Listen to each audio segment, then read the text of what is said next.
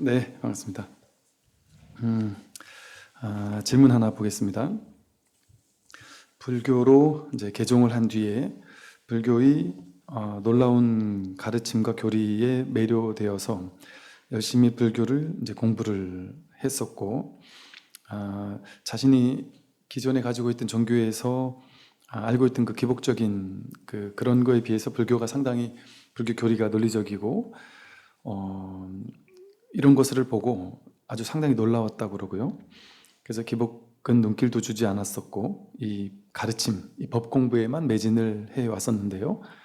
그러다가 제 몸에 자신의 어머님께서 막 기복적인 기도를 하면서 절에 가는 걸 보고 그걸 가지고 그건 진짜 불교가 아니다 이러면서 한마디 하기도 하고 그러셨다 그래요. 근데 어머님은 몸이 아프고 하니까 막 기도도 하고 이렇게 하시는데 그게 불교의 본뜻이 아니다 이렇게 얘기를 했는데, 그러다가 막상 제 몸에 큰 병이 찾아왔고 그러고 났더니 지금까지 교리 공부했던 게 무너져 내리고 갑자기 내가 기복적인 기도를 해야 되나 하는 이제 고민이 되기 시작했다. 그 제가 어떻게 하면 좋을까요? 이제 이런 질문을 주셨어요. 기복적인 기도를 해도 좋죠. 뭐 할 수 있죠, 당연히. 이제 이러면 될 것 같아요. 현실에서 봤을 때 뭔가 좀 힘든 일이 있고 어려움이 있고 이것을 해결할 수 있을지 해결할 수 없을지, 이겨낼 수 있을지 이겨낼 수 없을지, 내가 병이 나을 수 있는 건지 나을 수 없는 건지 모르잖아요. 또 뭐 남편이 진급이 들어간다 이러면 내가 기도하면 진급이 되는 건지 안 되는 건지 모르잖아요. 내 몸이 아픈데 나을 수 있는 건지 없는 건지 모른단 말이에요. 그럴 때 몸이 아프면 안 아프기 위해서 노력을 해야죠. 안 아픈데 이것도 팔자지 하고 아픈데 그냥 가만히 있으면 안 되죠. 약을 먹어야죠. 병원도 가고 또 어느 병원이 또 좋은 병원인지 찾고 노력을 해야죠. 그렇게 뭔가 이제 힘든 일, 어려운 일, 극복해야 될 일이 생겼다. 그러면 그걸 오자마자 그냥 바로 받아들이라는 게 아니에요. 그게 받아들임이 아니란 말이죠. 아무것도 하지 말고 그냥 현실이 진실이니까, 내가 힘든 일 있으면 막 그게 진실이니까 나는 병원도 안 가고 아픈데 난 참겠다. 이빨이 아파 죽겠는데 난 짚고 안 가겠다. 이것도 받아들이겠다 하고 막 통증을 받아들이면서 그러고 있으면 아파서 못 참단 말이에요. 그러니까 그런 말이 아니라 내가 이것을 치료하기 위해서, 치유하기 위해서, 삶을 변화시키기 위해서 현실적으로도 최선을 다해 노력하고, 그리고 부처님께 기도도 한단 말이에요. 기도도 한다. 그래서 그렇게 기도하는 거 좋아요. 그런데 이제 이런 게 있죠. 기도를 병원도 갔는데 안 나요. 병원에서도 이유도 잘 모른다 그러고 또 노하니까 어쩔 수 없다 그러고, 병원에서도 크게 방법이 없고, 또 내가 기도를 했는데도 안 되는 경우가 있잖아요. 어떻게 기도한다고 다 돼요? 당연히 안 되는 게 있단 말이죠. 그러니까 부처님께서 그러셨다 그랬죠. 뭔가 문제가 생겼을 때 한 번 얘기하고, 제자들에게 문제가 생겼을 때 이렇게 해라 하고, 두 번 하고 세 번 하고 한 서너 번 얘기했는데도 불구하고 안 된다면 그때는 받아들이셨다는 거거든요. 이 말은 곧 어떤 마음이 날 때 그게 분별이라고 해서 그 마음을 하나도 표현하지 말란 얘기가 아니에요. 내가 원하는 게 있을 때 원하는 것을 하지 말라는 얘기도 아니에요. 힘든 것이 있을 때 그걸 극복하지 말라는 얘기도 아니란 말이죠. 최선을 다해서 한다. 그리고 기도하고 발심하고 노력한다. 그런데 이제 부처님처럼 한 번 해보고 두 번 해보고 세 번 해봤는데, 기도도 해봤는데 그럼에도 불구하고 안 될 때가 있단 말이에요. 그때는 받아들이면 되는 거예요. 몇 번 노력해보고 안 되면 그때 받아들여야지, 노력도 안 해보고 그냥 무조건 받아들인다면 안 된단 말이죠. 자식이 뭐가 어긋나고 있는데, 잘못 나가고 있는데 그 할 말도 안 하고 무조건 받아들이란 말은 아니죠. 딸이 사윗감을 데리고 왔는데, 좋다고 데리고 왔는데 내가 보니까 너무 이제 어르신들의 안목으로 너무 아니어서 반대할 수 있잖아요. 그러면 반대도 하지 마라 이런 얘기는 아니에요. 반대할 수도 있죠. 반대하는 말을 할 수도 있고, 그래서 아이한테 내 의견을 그냥 편안하게 얘기할게. 너가 참고해서 네가 알아서 참고해라. 이렇게 얘기할 수도 있겠죠. 그죠? 그래서 참고해서도 내가 할 수 있는 말이 있다면 할 수 있고, 본인이 또 원한다면 얘기를 해줄 수 있죠. 그러나 한 번 얘기하고 두 번 얘기하고 세 번 얘기했는데, 야, 저 사람이랑 결혼하면 너 미래가 훤히 보인다. 아무리 얘기를 해도 안 되는 때가 있잖아요. 그 안 될 때는 그건 업이, 내가 아무리 말해도 그 업을 넘어설 수 없기 때문에, 우리는 업의 상속자라서 부모의 상속자가 아니에요. 그러니까 부모가 말해도 안 듣는데 업 따라가는 거예요. 그러니까 자기 인연이 그렇게 되면 그렇게 간단 말이에요. 그런다고 우리 인연을 끊을 수 없잖아요. 그러니까 이렇게 기도해도 좋다 하는데, 기도 한번 해보고 몇 번 해보고 그리고 안 됐을 때는 그때는 받아들일 수 있어야 되죠. 그래서 받아들일 때는 이걸 아무리 해도 안 되는구나 할 때는 마음속으로 내가 이것이 몸에 병이 났으면 좋겠다. 그러나 지금 낫지 않는 상황이니까 내가 이걸 기쁜 마음으로 받아들이겠다. 왜 받아들여야 될까요? 세상은 내가 통제할 수 있는 대상이 아니에요. 나도 내 인생도 내가 통제할 수 있는 내가 아니에요. 우리가 이 깨달음이라는 것은 뭐냐 하면, 내가 내 인생을 내 뜻대로 바꾸고 싶고 내 입맛대로 내 인생을 변화시키고 싶고 내가 원하는 대로 하고 싶었다가, 그렇게 내 뜻대로 살려고 막 애쓰면서 살다가 좋은 건 취하고 싫은 건 버리면서 내가 원하는 인생을 살려고 열심히 노력하다가 이 마음 공부를 하고 나서는 문득 이 몸도 내가 아니구나. 느낌, 생각, 의지, 의식, 마음도 내가 아니구나. 몸과 마음이 내가 아니었구나. 몸과 마음이 나일 때는 내가 내 몸, 내 마음이니까 내가 통제 가능한 것 같아요. 근데 이것이 내 몸이 아니고 내 마음이 아니구나. 이것은 오온이구나. 오온은 공한 것이구나. 그럼 지금 이것은 뭐냐? 이것은 인연 따라 연기적으로 무수히 많은 조건들이 인연 화합해서 임시로 결합한 것에 불과하구나. 임시로 생겼다 사라지는 건 나라고 할 수 없잖아요. 임시로 생겼다 사라지는 것에 불과하구나. 내가 아니구나. 내가 아닌 것은 당연히 통제할 수 없다. 무상하게 변해가는 것은 무상하게 변해가는 것은 내가 아니기 때문에 그것은 내가 통제하는 뭔가가 아니다. 그걸 깨닫는 게 깨달음이거든요. 그러면 저절로 삶을 받아들이게 되죠. 그러나 분별하지도 않는 것이 아니라 분별하되 분별함이 없이 분별하는 거거든요. 원하는 게 없는 게 아니라 아무 원하는 것도 없이 그냥 사는 게 아니고, 내 맡기고 산다는 게 아무 내 뜻도 없고 원하는 것도 없고 그냥 산다는 게 아니라 내 마음 먹은 대로 다 하는 거예요. 다 하는데 그럼에도 불구하고 안 됐을 때 과도한 집착을 턱 맡겨버리는 거죠. 그리고 이것도 억지로 맡기는 게 아니에요. 내가 있다고 생각하면 내가 진리에 맡긴다 이렇게 되지만, 내가 있는 게 아니구나. 몸과 마음이 내가 아니구나. 그럼 그냥 저절로 내가 삶과 싸울 일이 없어요. 이 몸에 대한 소유권을 주장하지 않는단 말이에요. 그러니까 내가 늙고 병들고 죽는 게 아닌 거예요. 얘가 늙고 병들고 죽는 거고, 얘는 이 세상에 있는 모든 것처럼 생주이멸, 성주개공, 생로병사 할 수밖에 없음을 받아야 된단 말이에요. 아프면 치유하려고 노력은 하되 안 될 수 있죠. 당연히 안 될 수 있어요. 그거 받아들여야죠. 전에 말씀드린 것처럼 85세 된 노보살님이 절에 아주 힘들게 걸어오셔가지고 막 기도 좀 해달라고, 제발 좀 제 기도 특별히 좀 더 해주세요. 그래서 이제 열심히 해드리고 있는데 왜 그러세요? 그랬더니 제 기도 별로 안 하시는 것 같다고. 그래서 왜 똑같이 하는데 왜 보살님 기도를 안 하겠어요? 더 하죠. 그랬더니 저 사람들은 몸도 안 아픈데 나는 자꾸 이렇게 몸이 아프잖아요. 그래서 보살님은 지금 나이가 있으니까 아프신 거지. 어디가 그래 아프세요? 무릎도 안 좋고 걷지도 못하겠고 눈도 잘 안 보이고 뭐 어디도 아프고 그러는데, 저도 조금씩 노안이 오는 데다가 저도 지금 무릎이 안 좋고 그렇습니다. 그랬더니 그렇게 얘기를 하니까 좀 서운하게 생각하시면서 스님이 노인네가 가가지고 좀 그래 얘기를 하면 제가 기도 열심히 하겠습니다 이렇게 얘기를 해야지, 아, 그렇게 얘기를 하시냐고. 그러길래 이제 그 다음 법회 때 보살님 이제 잘 들으세요. 오늘 보살님 한 법회입니다 하고 이제 그렇게 얘기한 이유를 하나하나 이렇게 설명을 해 드린 적이 있었어요. 근데 그렇게 인연 따라오는 것에 대해서는 우리가 어떻게 할 수가 없어요. 내가 내 인생에 완벽한 통제력을 가지고 있는 것 같지만 그건 환상이에요. 생각이에요. 자기 생각이에요. 가끔 통제될 때가 있을 뿐이지 내가 통제하는 게 아니에요.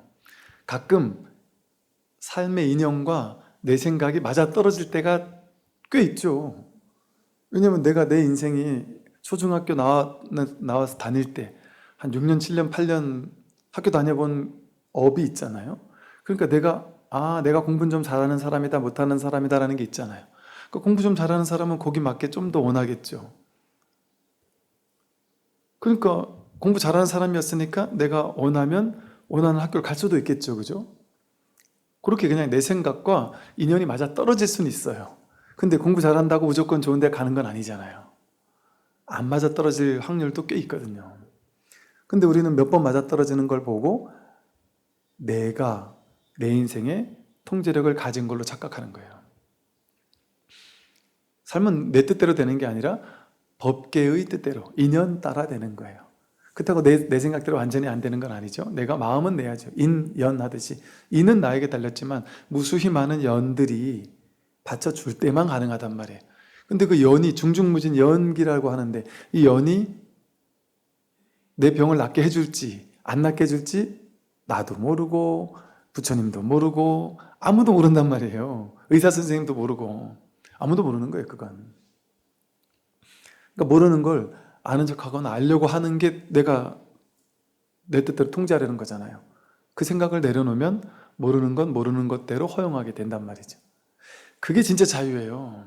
내가 병 났으니까 병 치료할 수 있어. 병 치료해서 내가 자유로운 몸이 되고 싶어. 이거 집착하는 건 집착심이고, 최선을 다해 노력하다가 안 되면 병을 받아들여서 병을 받아들일 때 자유로워요.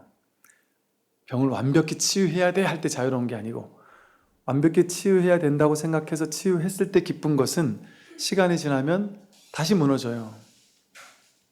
그런데 아플 때 아픈 걸 받아들이면 그게 전혀 문제가 되지 않아요.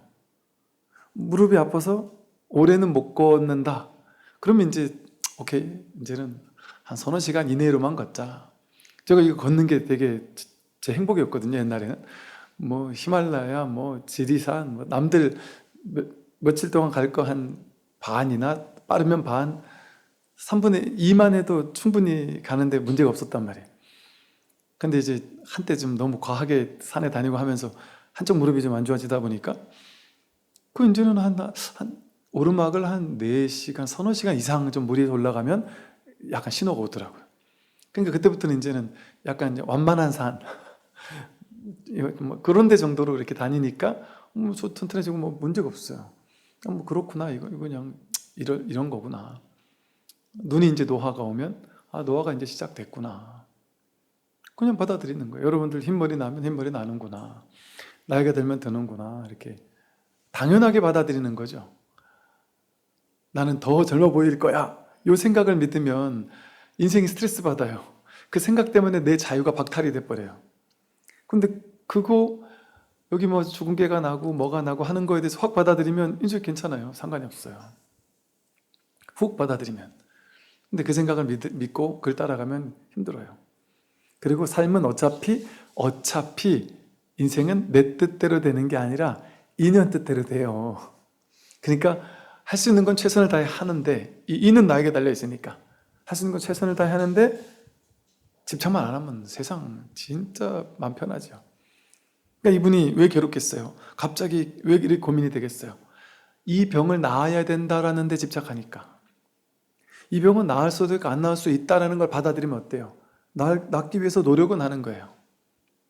그때 이제 기복적 기도를 그래야 한단 말이에요. 부처님에게, 부처님, 제가 지금 몸이 아픈데 병원에서도 치유하기 어려울 것 같은데 제가 제 인연을 받아들입니다. 병이 낫고 안 낫고는 부처님 알아서 하십시오.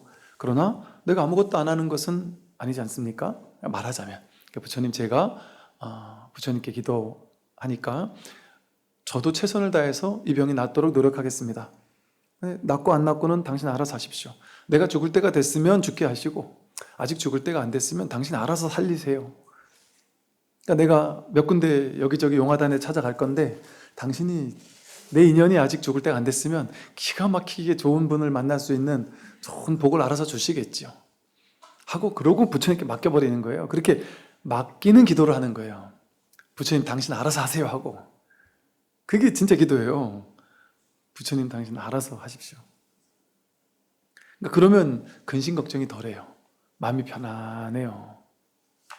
그렇게 마음이 오히려 편안할 때 그때 되는 게 아니라 될 일은 되고 안 될 일은 안 돼요.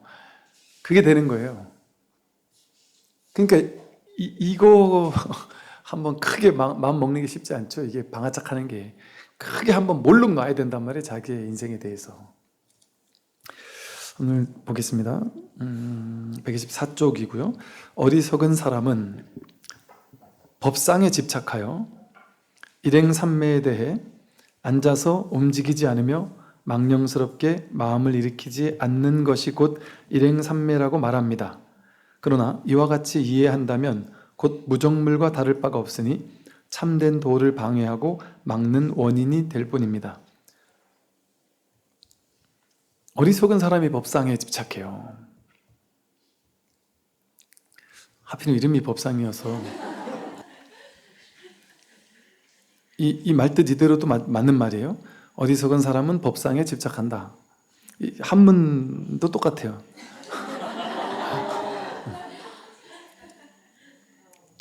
저에게 집착하거나 이 절에 집착하거나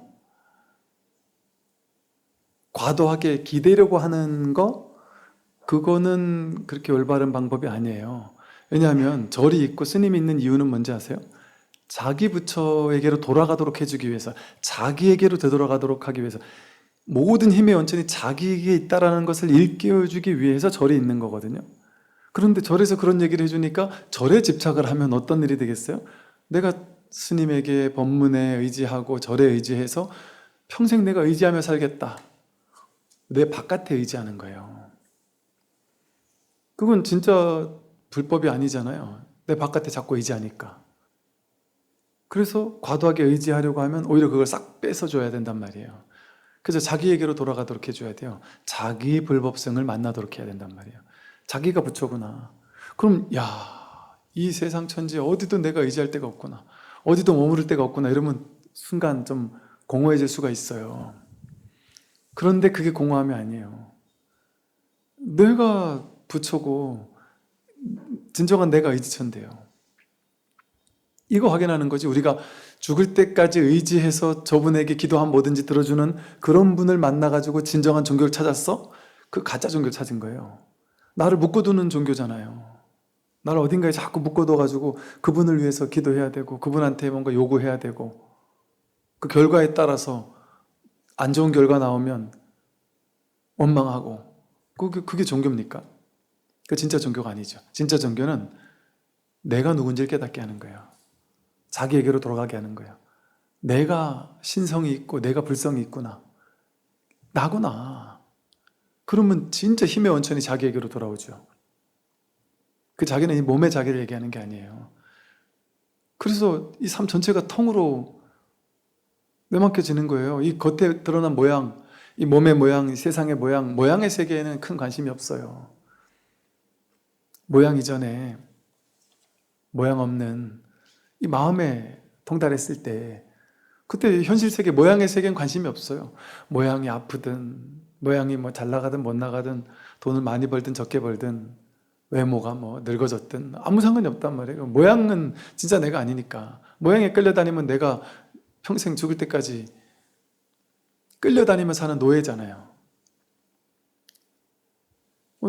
근데 우리의 미래는 계속 나이 먹을 거거든요. 피부가 계속 쭈글쭈글해질 거거든요. 점점. 그러면 미래가 점점 비참해지는 거 아니에요? 모양에 우리가 집착하고 살면. 그럼 모양에 집착하고 사는 인생은, 지금 이후의 인생은, 우리들이 여기 계신 분들은 다들 젊었을 때는 그런 게 없었지만 이제부터는 계속 늙는 일만 남았잖아요. 자꾸 아픈 일만 남았다니까요. 그러면 즉 그 말은 뭐예요? 이제부터는 괴로울 일만 남은 거잖아요. 어떻게 할 때? 모양을 따라가면. 모양의 가치를 둘 때는 앞으로 죽을 때까지 괴로울 일만 남았어요. 그래서 괴로울 일의 맨 끝 정점에 죽음이 있어요. 최악의. 그렇게 살 겁니까? 그 명백하게 괴로움밖에 없는 인생은? 그러니까 그걸 즐거움으로 여기고 살면 이거 진짜 노후 준비, 노후 공부가 아니에요.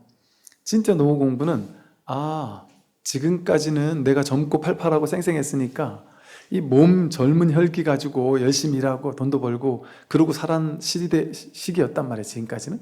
근데 이제 앞으로의 인생 2막은 몸에 의지해 살고 내 능력에 의지해 살고 내 잘난 어떤 재능에 의지해 살고 그럴 때가 아니구나. 내 바깥에 있는 이 모양의 세계, 그거 더 좋게 만들면서 사는, 그건 이제 끝났구나. 지금까지는 돈을 버는 인생이었잖아요. 모으고 저금하고. 근데 이제 노후가 되면 그 점점 이제 까먹는 인생이잖아요. 자주 결혼할 때 막 한 반 이상 콱 까먹고 어떤 분들은 계속 이게 나갈 일밖에 없단 말이에요. 까먹을 일밖에. 그럼 비참해지는 거예요. 이 모양만 알고 사는 사람은. 그러니까 노후가 되면 사람들이 힘든 거예요.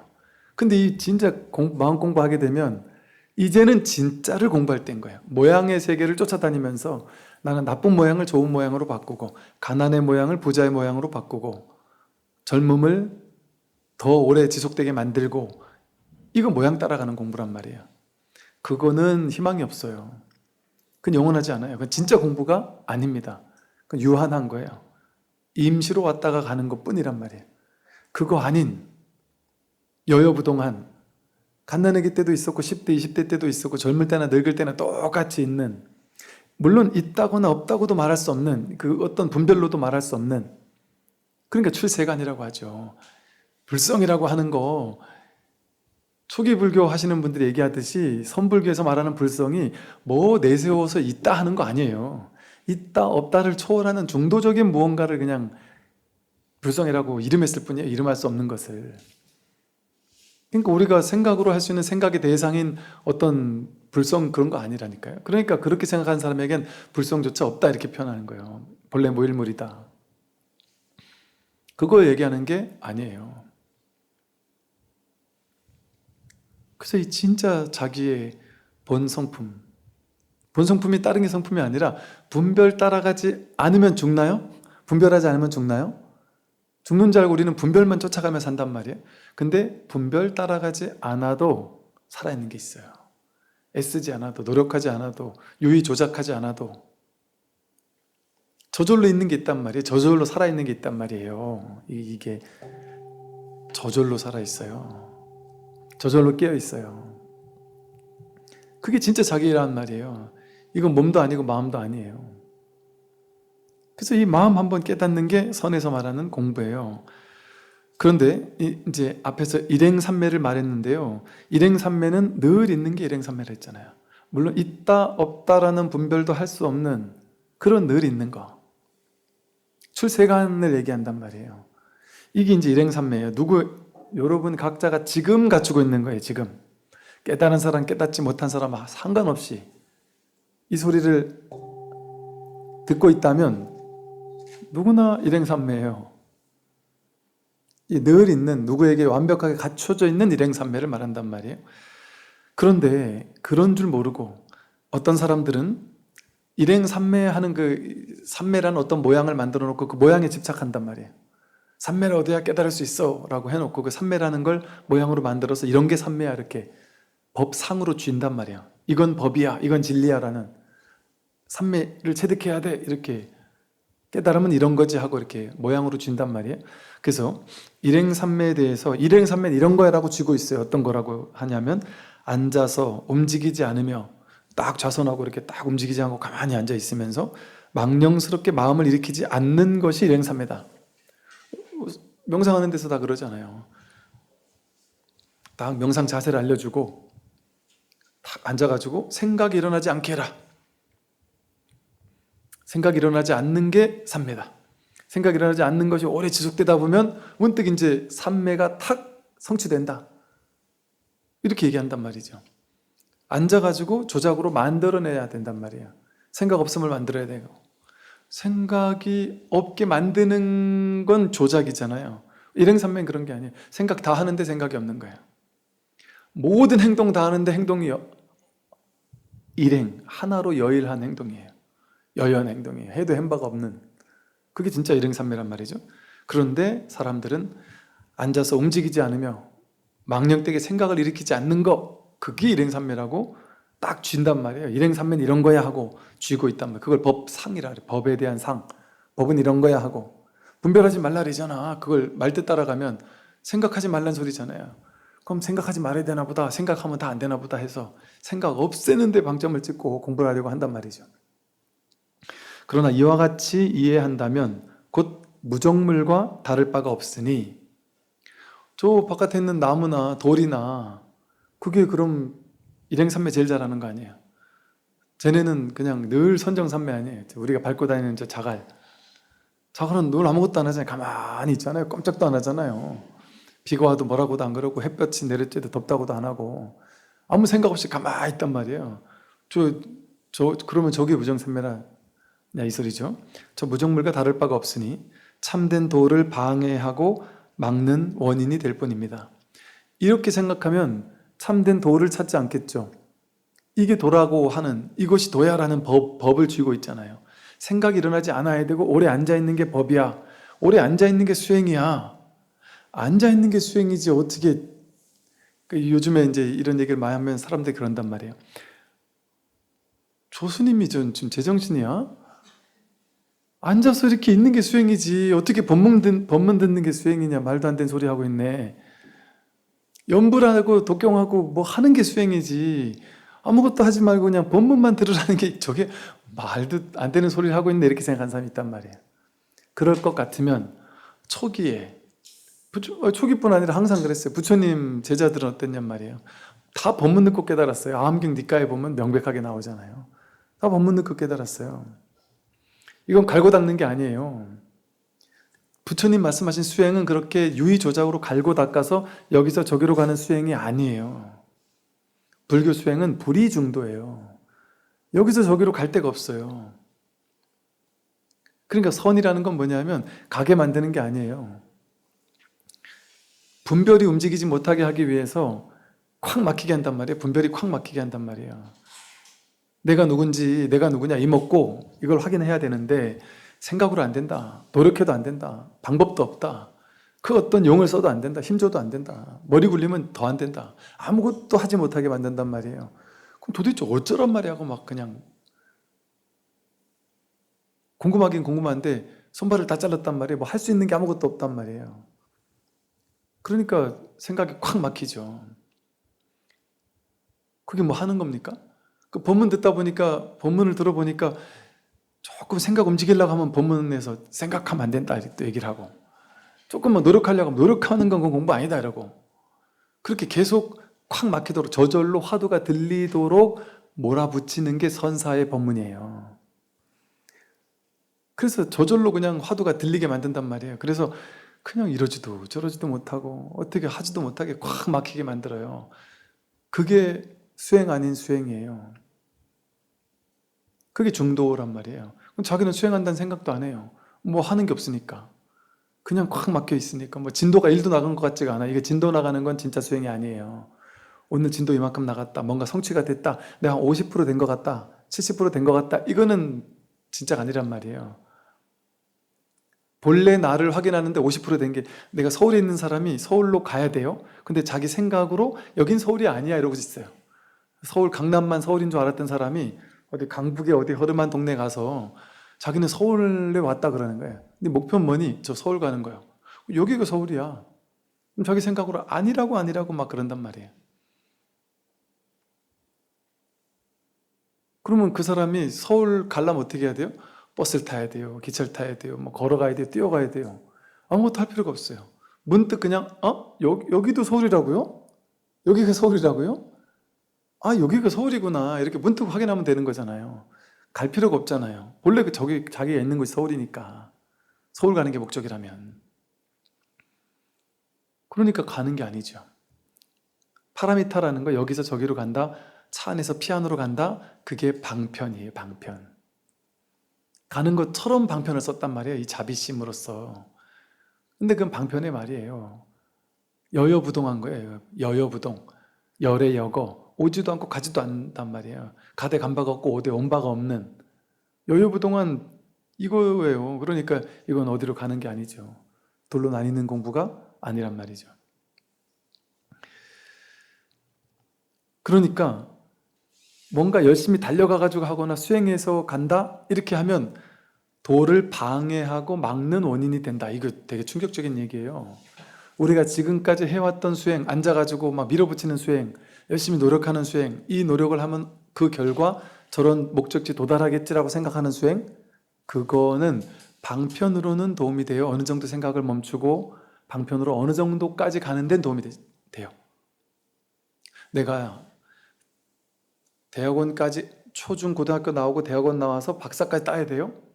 근데 한 초등학교 중학교까지 가는 데 동안은 열심히 하는 게 도움이 될 수 있어요. 무슨 뭐 펜이니 군이니 막 습지 막 열심히 풀고 하는 게 기초는 도움이 될 수도 있단 말이에요. 근데 어느 선 넘어가면은 그거 노력한다고 되는 게 아닐 수도 있어요. 어느 정도 이게 천재들은 좀 타고나는 게 있어야 되는 것도 있고 하듯이 세상도. 그래서 부처님도 처음에 이 방편이 필요한 사람에겐 둘로 나눠가지고 가도록 했어요. 방법을 알려줬어요. 시론, 계론, 생천론에서 시계, 생천 이래가지고 보시하세요. 계율 잘 지켜서 착한 일 많이 하세요. 그러면 선인성과 악인악과로 좋은 데 태어납니다. 이렇게 쉬운 얘기 했단 말이에요. 그렇게 이제 근기를 올려놓은 다음에 그게 다가 아닙니다. 더 부자 되려고, 더 성공하려고 노력하는 거, 그게 집착이 돼버리면 오히려 더 큰일 날 일이 생깁니다. 그래서 집착을 내려놓고 기도 성취를 하더라도 집착을 내려놓고 하는 게 필요하다. 노력하더라도 과도한 집착은 없어야 된다 하는 게 제육의 과환이에요. 모든 욕망, 집착은 환란을 불러오는 원인이 된다. 적당히 노력하고 하는 건 좋지만 그 과도하게 집착하면 아무리 좋은 것도 환란의 원인이 된다. 그런 다음에 내가 과도하게 집착하는 게, 욕망하는 게 내 공부에 방해가 되는 거였구나라는 거 정도를 이제 알아차렸단 말이에요. 그런 쯤 되면 이제는 출리의 공덕이라 해서 이제 어부님이 공부가 좀 됐으니 진짜 베개를 한번 얘기를 해도 될까요? 하고 물어보면 지금까지 한 건 그러면 가짜입니까? 그건 방편이죠. 진짜를 얘기해 주세요 하면은 진짜가 있는데 이거 믿을지 모르겠어요. 진짜가 뭐냐 하면 지금까지 얘기한 거는 세간에서 잘 사는 방법 얘기해 드린 거예요.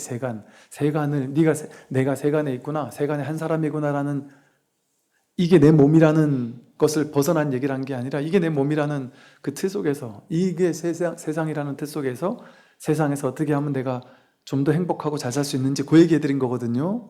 근데 그거 가지고 완전히 출세간의 법을 깨닫지 못한다. 뭐가 있느냐? 출리의 공덕이 있다. 출세간, 이 세속에서 훌쩍 벗어나는 공덕이 있다는 거예요. 지금까지 공부했던 이 세속의 공부 아닌 출세간의 공부라는 게 있다. 지금까지는 분별 가지고 공부한 건데 분별 가지고 복 짓고, 복과 복 아닌 걸 둘로 나눠가지고 복은 짓고 복 아닌 건 버리고 이러는 게 추사간택이었잖아요. 즉 분별로 했던 공부였어요. 계율도 마찬가지예요. 좋은 일, 나쁜 일 둘로 나눠놓고 좋은 일을 실천하세요, 나쁜 일은 하지 마세요, 이렇게 추사간택하는 공부였단 말이에요. 방편의 공부였단 말이에요. 그리고 생천론이라고 해서 좋은 일 하면 좋은 데 가고 나쁜 일 하면 나쁜 데 간다. 그런 정도의 분별의 수준의 공부였단 말이죠, 지금까지는. 그런데 그게 다가 아니다. 분별심이 아닌, 분별심을 문득 몰록 내려놨을 때 무분별심이라는 나의 본래 마음, 본 바탕의 마음이 있다. 너의 뿌리가 여기에 있다. 너의 본래 면목이 여기다. 네가 나온 고향이 여기다. 이거를 세간이 아니라 이게 출세간법이다. 그래서 출세간법에서는 세간의 모든 사상, 철학, 종교, 옳다 그르다 하는 관념, 그 모든 것이 그냥 무너져 내린 자, 파사현정, 그 모든 생각, 분별, 망상들 전부 다 무너뜨렸을 때 바른 것이 본래 있었음이 확인된다. 그게 파사현정이에요.